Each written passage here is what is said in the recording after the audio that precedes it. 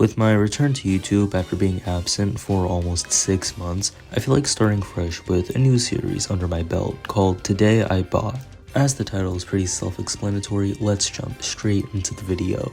Starting off, we have a Mini Racers 3-pack consisting of Lightning McQueen with muddy tires, Mater, and a tractor. I mainly perused store shelves for this pack because of the unique variant of Lightning McQueen, as I love this modern take on such a nostalgic and classic variant from the very beginning of Cars merchandising. The similar shades between Guyanese Fudge and Lightning McQueen's chassis makes this item literal eye candy to me, and all around I find the weathering to be pretty substandard. Not only does the sand not go all the way around McQueen's body, feeling rather unrealistic, but the dust graphic is simply a tan gradient rather than actual dust, feeling very unconvincing. Nonetheless, I still find this to be a very pleasant variant to keep around. After all, the size of these toys can only represent so much detail. Moving on, we have Mater. Mattel has this very aggravating practice of introducing 3-packs that have at least 1 or 2 castings that are fun, inventive, and something you might not have yet,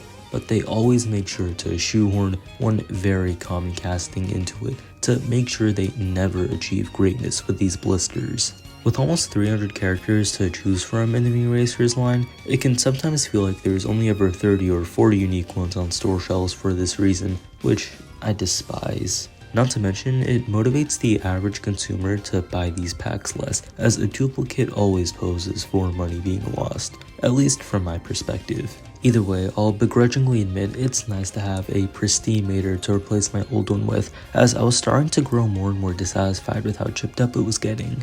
At last, let's take a look at what fully solidified my decision in buying this pack, the tractor. These have always been such fun characters and items to reflect upon, but unfortunately the retail world is pretty unforgiving when it comes to how many of these things I can come across, which is 0. Speaking of which, that's why I'm so excited for Christmas this year, because the 2026 2-pack with Mater and a tractor is starting to pop up a lot more frequently online. Now, while I've always intended for my first tractor to be a 1/55 scale model, beggars can't be choosers, which is why I settled for the Mini Racer.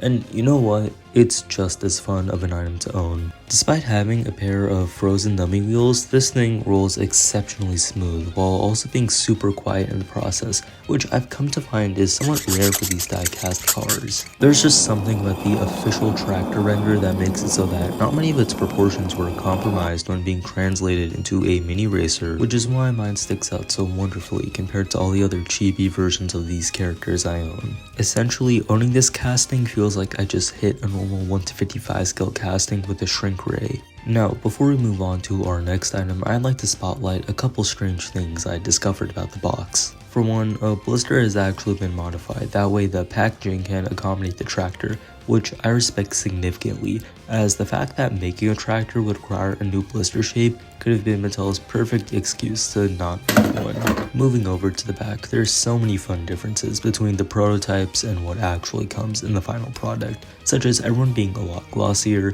Mater being more expressive, but McQueen is especially different. Not only does this rendition of him rectify my problem with the sand detailing not going all around the body, but he's also very strangely metallic. If anything, this reminds me a lot of his appearance at Thunder Hollow, so it leads me to believe that in order to make this variant, Mattel worked off a Cars 3 variant that was already muddy. Even if this metallic luster isn't accurate in the slightest, I really do wish this ended up being the final product. Well, with all that out of the way, I can finally throw out this box.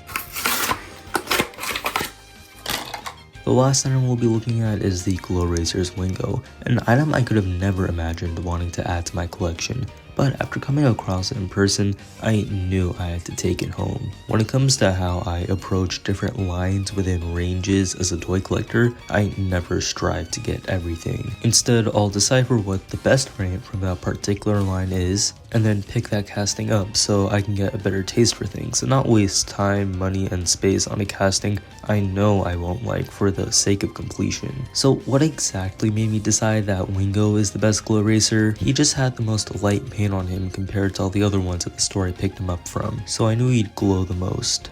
In the dark, while Wingo does glow more than my McQueen, the dark purple paint all over his hood cuts this off. So now I've come to the realization that if I want a fully glowing model, then I'll need the Glow Racers Cruiser Mirrors, and that this collection is never going to end. However, I can still derive tons of value from this model, as Wingo was also the last member of the tuners gang I needed to round out my entire, albeit inconsistent, fleet.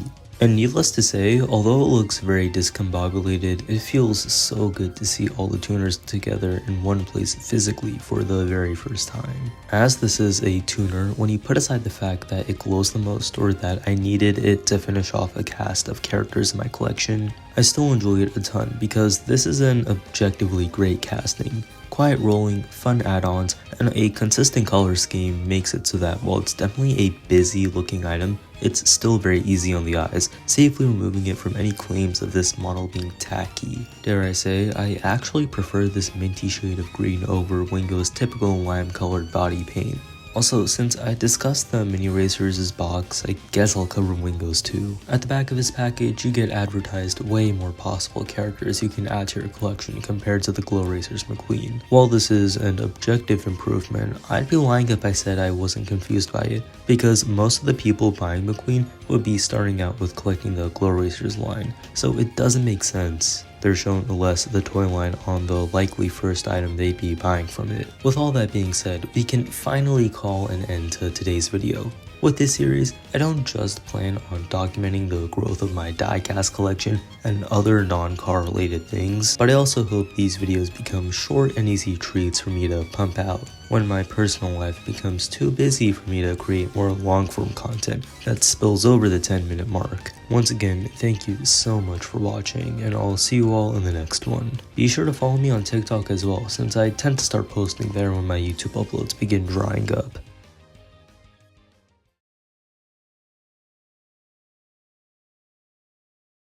What are you still doing here?